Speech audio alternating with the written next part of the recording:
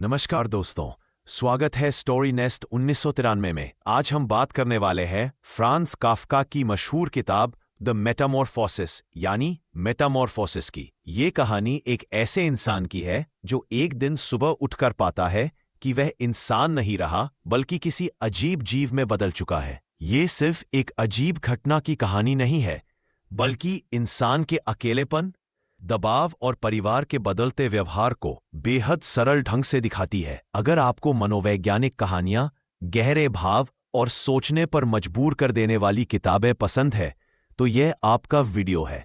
चलिए शुरू करते हैं मेटामॉर्फोसिस की दुनिया की इस अनोखी यात्रा को। मेटामॉर्फोसिस फ्रांज काफ्का का एक उपन्यास, हिंदी रूपांतरण। जब एक सुबह ग्रेगोर समसा बेचैनी भरे सपनों से जागा तो उसने पाया कि वह अपने बिस्तर पर एक विशालकाय कीट में बदल गया है। वह अपनी पीठ के बल लेटा हुआ था, जो कठोर और लहरदार कवच की तरह महसूस हो रही थी।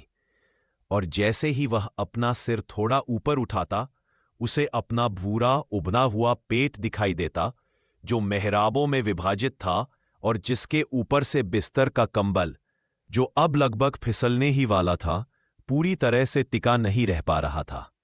उसके शरीर के अन्य हिस्सों की तुलना में उसके बहुत से पतले दुबले पैर उसकी आंखों के सामने बेबस होकर हिलडुल रहे थे। मैंने क्या कर दिया, उसने सोचा। यह कोई सपना नहीं था।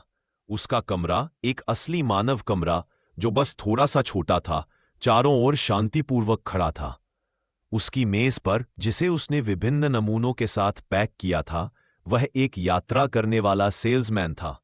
उसने क्लॉथ की वह शीट लटकी हुई देखी और ऊपर दीवार पर लुईज। उसकी नजर खिड़की की ओर गई और बादलों वाले आकाश को सुनकर वह बारिश की आवाज सुन सकता था। उसे एक गहरी उदासी महसूस हुई। अगर मैं आज खुद को थोड़ा और सोने देता, उसने सोचा। यह बिल्कुल भी असंभव नहीं था, लेकिन जब वह अपने दाहिने साइड पर लेटा हुआ था तो उसने देखा कि वह इस स्थिति में सोने के आदी नहीं थे।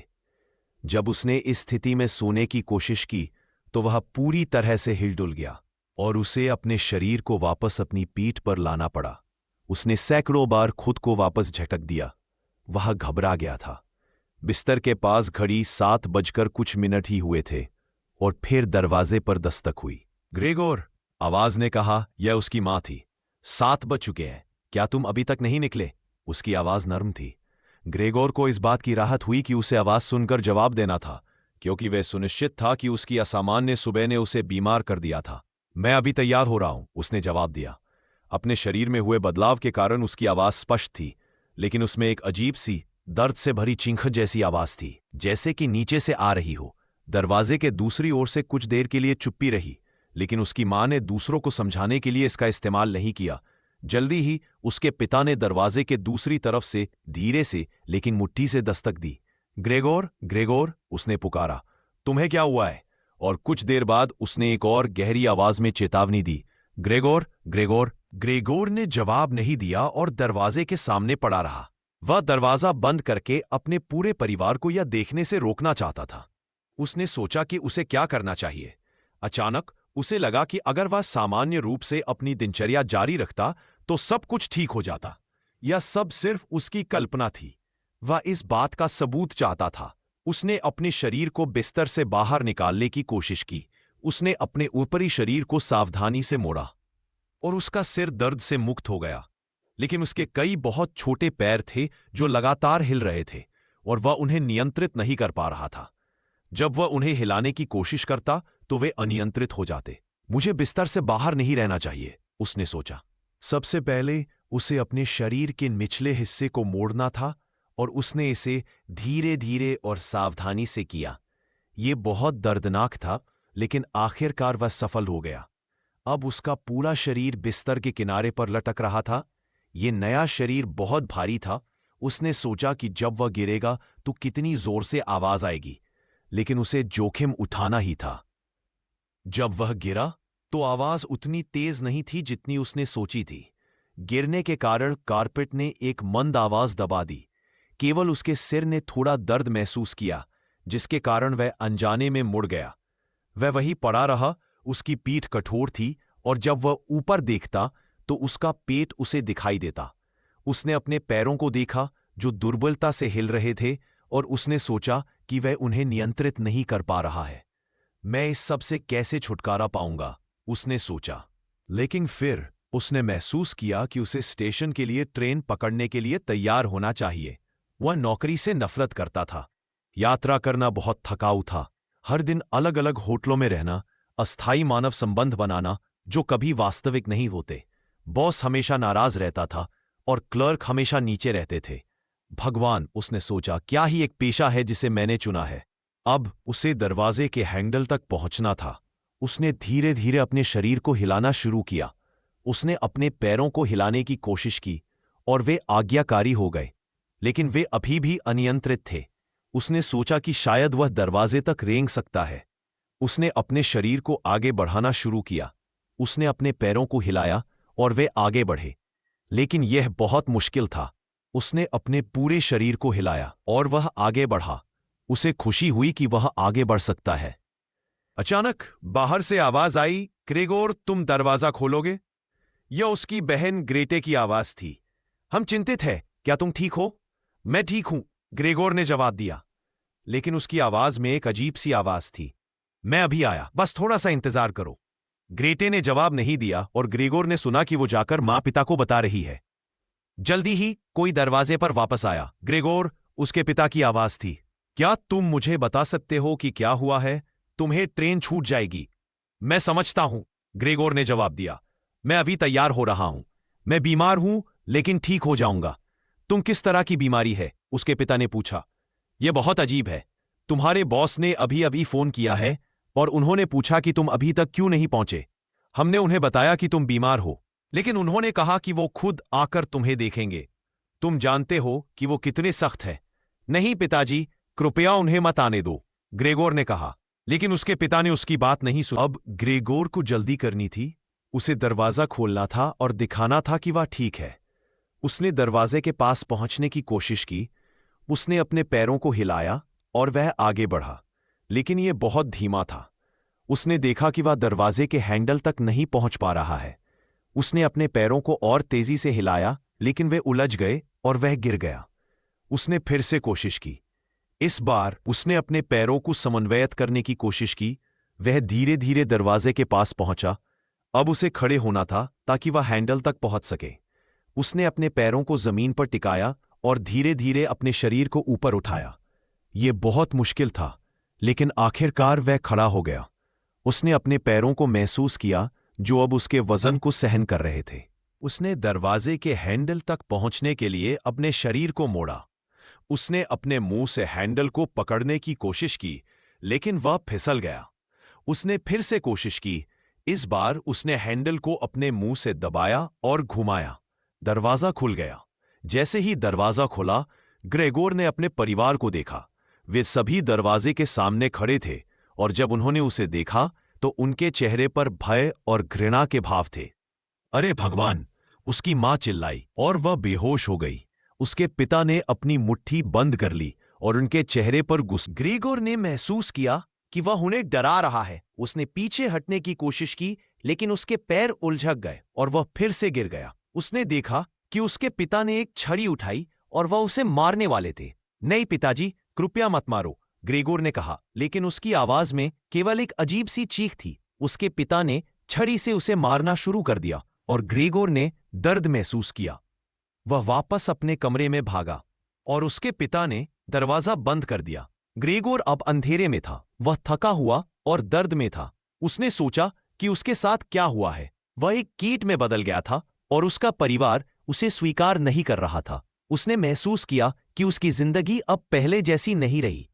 ग्रेगोर को पता नहीं था कि वह कितनी देर तक अंधेरे में पड़ा रहा। कभी कभी वह सो जाता और कभी कभी वह जागता और अपने शरीर में हो रहे दर्द को महसूस करता। उसने सोचा कि क्या यह सब एक सपना था, लेकिन वह जानता था कि यह सच था। अचानक दरवाजा धीरे से खुला और ग्रेटे ने अंदर झांका। उसने देखा कि ग्रेगोर अंधेरे में पड़ा है और वह डर गई, लेकिन फिर उसने हिम्मत जुटाई और अंदर आई। उसने अपने हाथ में एक कटोरा दूध ले रखा था, जो ग्रेगोर का पसंदीदा पेय था। जो ग्रेगोर उसने फुसफुसाते हुए कहा, मैं तुम्हारे लिए कुछ खाना लाई हूं। ग्रेगोर ने दूध की गंध सूंघी और उसे लगा कि वह भूखा है, लेकिन जब उसने दूध पीने की कोशिश की तो उसने पाया कि उसका मुंह अब दूध पीने के लिए उपयुक्त नहीं था। उसने दूध को छुआ और यह ठंडा और अप्रिय लगा। उसने दूध को नहीं पिया। ग्रेटे ने देखा कि उसने दूध नहीं पिया और वह चिंतित हो गई। क्या तुम ठीक नहीं हो? उसने पूछा। क्या तुम्हें कुछ और चाहिए? ग्रेगोर ने जवाब नहीं दिया। वह जानता था कि उसकी आवाज उसे डरा देगी। उसने केवल अपने पैरों को हिलाया, जिससे ग्रेटे डर गई और वह भाग गई। ग्रेगोर ने महसूस किया कि वह अब अकेला था। उसने सोचा कि उसके परिवार ने उसे छोड़ दिया है, लेकिन फिर उसने सुना कि वह बाहर बातचीत कर रहे हैं। वे चिंतित थे कि उसके साथ क्या करना है। उन्होंने डॉक्टर को बुलाने के बारे में सोचा, लेकिन फिर उन्हें डर था कि डॉक्टर क्या कहेगा। उन्होंने एक कीट विशेषज्ञ को बुलाने के बारे में भी सोचा, लेकिन फिर उन्हें लगा कि यह उचित नहीं होगा। आखिरकार उन्होंने फैसला किया कि वे ग्रेगर को उसके कमरे में रहने देंगे और वे उसे खाना देते रहेंगे। ग्रेटे ने यह जिम्मेदारी ली। वह रोजाना ग्रेगर के लिए खाना लाती, लेकिन वह हमेशा डरती रहती। ग्रेगर ने देखा कि वह अब उसके पास नहीं आती, बल्कि केवल दरवाजे से खाना अंदर फेंकती है। ग्रेगर का शरीर धीरे धीरे बदल रहा था। उसने पाया कि वह दीवारों पर चढ़ सकता है और उसने अपने कमरे की छत पर चढ़ना शुरू कर दिया। उसे यह अच्छा लगता था क्योंकि यह उसे एक अलग दृष्टिकोण देता था। वह ऊपर से अपने कमरे को देख सकता था और कभी-कभी वह खिड़की से बाहर भी देखता था। लेकिन जल्दी ही उसने महसूस किया कि उसका परिवार उससे दूर हो रहा है। वे अब उसके कमरे में नहीं आते थे और वे उसके बारे में बात करने से बचते थे। केवल ग्रेटे उसकी देखभाल करती थी, लेकिन वह भी डरती थी। एक दिन ग्रेटे ने फैसला किया कि ग्रेगोर के कमरे से फर्नीचर हटाना चाहिए ताकि उसे घूमने के लिए जगह मिल सके। उसने अपनी मां से बात की और वे दोनों ग्रेगोर के कमरे में आईं। ग्रेगोर उस समय छत पर था और जब उसने उन्हें देखा तो वह डर गया। वह नहीं चाहता था कि वे उसे देखे, लेकिन वह छिप नहीं सका। ग्रेटे और उसकी मां ने कमरे से कुछ फर्नीचर हटाना शुरू किया। पहले उन्होंने एक कुर्सी हटाई और फिर एक टेबल। ग्रेगोर ने देखा कि उसकी चीजें हटाई जा रही है और उसे दुख हुआ। वह इन चीजों से जुड़ा हुआ था क्योंकि ये उसके मानव जीवन की यादें थीं। जब उन्होंने उसकी पसंदीदा तस्वीर लुईजे वालेमीन की तस्वीर हटाने की कोशिश की तो ग्रेगोर नाराज हो गया। वह छत से नीचे आया और तस्वीर के सामने खड़ा हो गया। उसने अपने शरीर को तस्वीर पर फैला दिया, जैसे कि उसकी रक्षा कर रहा हो। ग्रेटे और उसकी मां डर गईं। उन्होंने देखा कि ग्रेगोर तस्वीर को छोड़ने को तैयार नहीं है।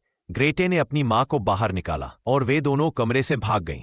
ग्रेगोर ने महसूस किया कि उसने उन्हें डरा दिया है और उसे अफसोस हुआ, लेकिन वह तस्वीर को नहीं छोड़ना चाहता था। यह तस्वीर उसके लिए महत्वपूर्ण थी क्योंकि यह उसे उसके मानव जीवन की याद दिलाती थी। कुछ देर बाद दरवाजा फिर से खुला और इस बार उसके पिता अंदर आए। वे गुस्से में थे। उन्होंने देखा कि ग्रेगोर तस्वीर के सामने खड़ा है और वे और नाराज हो गए। तुम इस घर को तबाह कर दोगे, उन्होंने चिल्लाया। उन्होंने एक सेब उठाया जो ग्रेगोर के खाने के लिए लाया गया था और उसे ग्रेगोर पर फेंक दिया। सेब ग्रेगोर के पीठ में जा लगा और वह दर्द से चिल्लाया। सेब उसके शरीर में धंस गया और वह वहीं फंस गया। ग्रेगोर ने दर्द महसूस किया और वह वापस अपनी छिपने की जगह पर भाग गया। उसके पिता ने दरवाजा बंद कर दिया और ग्रेगोर अब अकेला था, दर्द में और घायल। उसने महसूस किया कि उसका परिवार अब उसे स्वीकार नहीं करता और वह उनके लिए एक बोझ बन गया है। ग्रेगोर के घाव धीरे धीरे भरने लगे, लेकिन सेब का एक टुकड़ा अभी भी उसके शरीर में फंसा हुआ था और यह सड़ने लगा था। उसका शरीर अब पहले जैसा नहीं रहा। वह धीमा और कमजोर हो गया था। वह अब दीवारों पर नहीं चढ़ पाता था और ज्यादातर समय वो अपने छिपने की जगह पर पड़ा रहता था। उसका परिवार अब उसकी उपेक्षा करने लगा था। ग्रेटे अब रोजाना खाना नहीं लाती थी। कभी कभी वह भूल जाती थी और कभी कभी वह जानबूझकर नहीं लाती थी। ग्रेगोर को अक्सर भूखा रहना पड़ता था। परिवार की आर्थिक स्थिति भी खराब हो गई थी। ग्रेगोर के दिना उनकी आय बंद हो गई थी। उन्होंने अपनी बचत खर्च करने शुरू कर दिए और फिर उन्होंने घर के कुछ सामान बेचने शुरू कर दिए। उन्होंने 3 किराएदारों को घर के कुछ कमरों में रहने के लिए भी लिया था। ग्रेगर अब बाहर की दुनिया से पूरी तरह कट गया था। वह केवल अपने कमरे में रहता था और कभी-कभी वह दरवाजे के नीचे से झांककर बाहर देखता था। वो अपने परिवार की बातचीत सुनता था और उसे पता चलता था कि वे कितने परेशान थे। एक शाम ग्रेटे ने अपने वायलिन बजाना शुरू किया। ग्रेगोर को वायलिन की आवाज सुनकर अच्छा लगा। वह हमेशा से चाहता था कि ग्रेटे संगीत की पढ़ाई करे और उसने सपना देखा था कि एक दिन वह उसे संगीत स्कूल भेज पाएगा। वायलिन की आवाज ने उसे शांति दी। किराएदारों ने वायलिन की आवाज सुनी और वे रुचि लेने लगे। उन्होंने ग्रेटे से कहा कि वह उनके लिए बजाए। ग्रेटे ने मना कर दिया, लेकिन उसके माता पिता ने उसे मजबूर किया। वे चाहते थे कि किराएदार खुश रहें ताकि वे किराया देते रहें। ग्रेटे लिविंग रूम में गई और वायलिन बजाना शुरू किया। ग्रेगोर ने आवाज सुनी और वह अपने कमरे से बाहर आने के लिए आकर्षित हुआ। वह चाहता था कि ग्रेटे देखे कि वह उसका संगीत सुन रहा है। वह धीरे धीरे अपने कमरे से बाहर रेंगा। वह लिविंग रूम की ओर बढ़ा। किराएदारों ने उसे देखा और वे डर गए। वे चिल्लाने लगे और अपने कमरों में भाग गए। ग्रेगोर के माता पिता हैरान थे। उन्होंने देखा कि किराएदार डर गए हैं और वे समझ गए कि ग्रेगोर ने उन्हें डरा दिया है। ग्रेटे ने वायलिन बजाना बंद कर दिया और वे गुस्से में थी। ग्रेगोर, उसने चिल्लाया, तुमने सब कुछ बर्बाद कर दिया। तुम्हारे कारण किराएदार भाग गए हैं और अब हमारे पास कोई आय नहीं होगी। ग्रेगोर ने महसूस किया कि उसने एक गलती की है। वह वापस अपने कमरे की ओर भागा, लेकिन ग्रेटे ने उसे रोक दिया। मैं अब और नहीं सह सकती, उसने कहा। हमें इस जीप से छुटकारा पाना होगा। यह ग्रेगोर नहीं है। ग्रेगोर तो बहुत पहले चला गया है। यह केवल एक कीट है जो उसकी जगह ले चुका है। ग्रेगोर के माता पिता ने सहमति में सिर हिलाया। उन्होंने महसूस किया कि ग्रेटे सही थी। ग्रेगोर अब वह व्यक्ति नहीं था जिसे वे जानते थे। ग्रेगोर ने यह सब सुना और उसे दुख हुआ। वह जानता था कि उसका परिवार अब उसे नहीं चाहता। वह वापस अपने कमरे में चला गया और दरवाजा बंद कर दिया गया। वह अपने छिपने की जगह पर लेट गया और उसने महसूस किया कि उसकी जिंदगी अब खत्म हो रही है। उसने सोचा कि उसके परिवार के लिए सबसे अच्छा क्या होगा और उसने महसूस किया कि उसकी मृत्यु ही एकमात्र रास्ता है। उसने खाना पीना छोड़ दिया। वह धीरे धीरे कमजोर होता गया। एक रात जब वह अंधेरे में पड़ा था, उसने अपने आखिरी सांस ली। अगली सुबह सफाईकर्मी ने ग्रेगोर के कमरे की सफाई करते समय उसका शव पाया। उसने परिवार को सूचित किया। ग्रेटे, उसकी मां और पिता कमरे में आए। उन्होंने ग्रेगोर के शव को देखा और उनके चेहरे पर राहत का भाव था। आखिरकार यह खत्म हो गया, उसके पिता ने कहा। हां, उसकी मां ने कहा, अब हम आगे बढ़ सकते हैं। ग्रेटे ने कुछ नहीं कहा, लेकिन उसकी आंखों में आंसू थे। वह ग्रेगोर के लिए दुखी थी, लेकिन वह जानती थी कि यह जरूरी था। उन्होंने सफाईकर्मी से ग्रेगोर के शव को हटाने के लिए कहा। सफाईकर्मी ने शव को एक बोरी में डाला और उसे ले गया। परिवार ने फैसला किया कि वे एक दिन की छुट्टी लेंगे और शहर से बाहर जाएंगे। वे ट्रेन में सवार हुए और प्रकृति का आनंद लेने लगे। उन्होंने महसूस किया कि अब वे स्वतंत्र हैं और उनके पास एक नई शुरुआत का मौका है। ग्रेटे ने खिड़की से बाहर देखा और उसने देखा कि वह अब एक युवा महिला बन गई है। उसके माता पिता ने महसूस किया कि उनकी बेटी अब बड़ी हो गई है और वे उसके भविष्य के बारे में सोचने लगे। ट्रेन आगे बढ़ती गई और वे सभी एक नए जीवन की ओर देखने लगे। विश्लेषण और टिप्पणियां फ्रांज काफ्का की मेटामॉर्फोसिस में केवल एक व्यक्ति के कीट में बदलने की कहानी नहीं है। यह एक गहन और दुखद टिप्पणी है मानव स्थिति, अलगाव और समाज और परिवार की भूमिका पर। ग्रेगोर समसा का रूपांतरण एक रूपक है जो आधुनिक जीवन की बेगानगी और निरर्थकता को दर्शाता है। अलगाव और अकेलापन। ग्रेगोर का रूपांतरण उसके पहले से ही अलग थलग जीवन का एक शारीरिक प्रकटीकरण है। एक यात्रा करने वाले सेल्समैन के रूप में उसका जीवन होटल के कमरों, ट्रेनों और सतही संबंधों से भरा है। वह अपने परिवार के लिए एक मशीन की तरह काम करता है, उनके कर्ज चुकाता है, लेकिन उसके पास अपनी कोई पहचान या संतुष्टि नहीं है। जब वह कीट में बदल जाता है तो यह अलगाव पूर्ण हो जाता है। वह शारीरिक और भावनात्मक रूप से उन लोगों से कट जाता है जिनके लिए उसने अपना जीवन समर्पित कर दिया था। शुरू में ग्रेगोर परिवार का मुख्य आधार है, लेकिन जब वह उपयोगी होना बंद कर देता है तो उसका मूल्य खत्म हो जाता है। उसकी माँ उससे प्यार करती है, लेकिन कमजोर और भावनात्मक रूप से असमर्थ है। उसके पिता का रवैया आक्रामक और अस्वीकार करने वाला है, जो शायद ग्रेगोर द्वारा ली गई पुरुष की भूमिका के लिए छिपे हुए आक्रोश को दर्शाता है। ग्रेते का विकास सबसे महत्वपूर्ण है। शुरू में वह एकमात्र ऐसी व्यक्ति है जो ग्रेगोर की देखभाल करती है, लेकिन धीरे धीरे जिम्मेदारियों का बोझ और उसके भाई के प्रति घृणा उसे उस निष्कर्ष पर ले जाती है कि इसे हटा देना चाहिए। परिवार का स्वार्थ स्पष्ट हो जाता है। उनकी चिंता ग्रेगोर के लिए नहीं, बल्कि उसके रूपांतरण के कारण उनकी सामाजिक और आर्थिक स्थिति के लिए है। 3. पहचान और मानवता। कहानी इस सवाल को उठाती है, ग्रेगोर की मानवता कहाँ है? क्या यह उसके शरीर में है या उसकी चेतना में? ग्रेगोर की मानवीय भावनाएं, उसकी यादें और उसकी चिंताएं बनी रहती हैं। वह अपने परिवार की भलाई के बारे में सोचता है। वह संगीत से प्यार। आधुनिक जीवन का यांत्रिकीकरण और अलगाव। ग्रेगोर की नौकरी आधुनिक पूंजीवादी समाज की निरर्थकता का प्रतीक है। वह एक ऐसी व्यवस्था में एक छोटा सा पुर्जा है जो मुनाफे और उत्पादकता को महत्व देती है। उसका रूपांतरण उसे इस व्यवस्था से बाहर कर देता है और तुरंत वह बेकार हो जाता है। कंपनी का प्रबंधक उसके दरवाजे पर आकर उसकी अनुपस्थिति पर सवाल उठाता है। यह दर्शाता है कि संस्थाओं के पिए मनुष्य का कोई मूल्य नहीं है। ग्रेगोर का शरीर अब एक कीट का, उस यांत्रिक अस्तित्व का विरोधाभासी प्रतीक बन जाता है जो उसने जिया था, अराजक, अनियंत्रित और गैर उत्पादक। 5. मुक्ति और आशा। अंत विडंबनापूर्ण है। ग्रेगोर की मृत्यु उसके लिए एक मुक्ति है उस शारीरिक और भावनात्मक कैद से जिसमें वह रह रहा था। उसके परिवार के लिए यह एक नई शुरुआत है। वे अपने अंधेरे, ग्रेगोर केंद्रित अपार्टमेंट को छोड़ देते हैं और प्रकाश, हवा और प्रकृति की ओर यात्रा करते हैं। उनकी यह यात्रा एक पुनर्जन्म का प्रतीक है। वे ग्रेगोर के बोझ से मुक्त होकर अंततः अपने जीवन को युवती के रूप में वर्णित है, भविष्य की संभावना का प्रतिनिधित्व करती है। हालांकि यह आशावादी अंत थोड़ा कड़वा है, क्योंकि यह ग्रेगोर के बलिदान पर हासिल किया गया था।